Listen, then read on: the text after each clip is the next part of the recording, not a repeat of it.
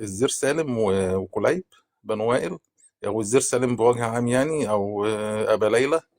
كان عنده بنت اسمها ليلى، واخته فاطمه. فلما كانت دايره حرب البسوس، راح ابن ملك كنده، كان ملك كنده الحارس بن عمرو، كان بيكنى في التاريخ باكل المرار، ابنه حجر. آه، راح حاول يتشفع لوقف الحرب يعني. فراح للزير سالم وقال له: انا اريد ان اصاهرك، يعني عايز اتجوز اختك فاطمه واتشفع لايقاف الحرب.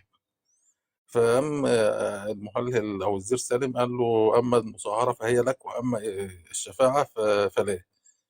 فتزوج الملك حجر ابن الحارث بن عمرو ملك كنده من فاطمه، وخدها وبنى بيها في قصره. وبنت الزير سالم ليلى اتجوزها كلثوم بن عتاب، وده من تغلب. فكلثوم بن عتاب خلف من ليلى عمرو بن كلثوم، والملك حجر خلف من فاطمة ذكور وإناث. كان منهم اتنين مهمين جدا، خلف هند. وهند دي اتجوزها اللهم صل عليه، اسمه المنذر اللخمي. وخلف منها عمرو، اللي سمى نفسه عمرو بن هند نسبة لأنه كان لأمه، لأنه كان بيحبها جدا وكان بيفخر بها وبنسبها، لأنها بنت حجر بن الحارث، اللي هو بقى حكم كنده بعد أبوه.